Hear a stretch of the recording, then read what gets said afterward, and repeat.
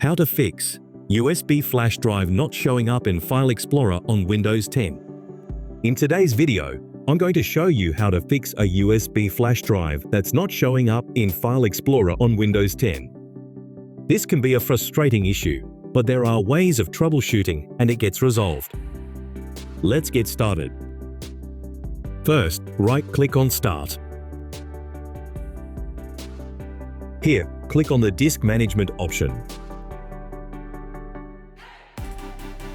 Right-click the partition on the hard drive without a drive letter and select the Change Drive Letter and Paths option. Click on the Add button.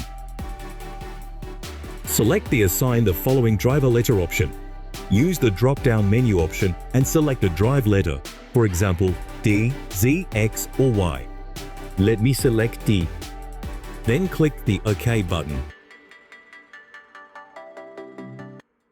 After you complete the steps, the hard drive data should now be accessible using File Explorer. And that's it.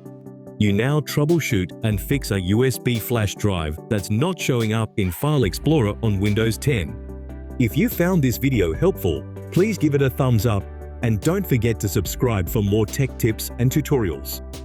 Thanks for watching, and I'll see you in the next video.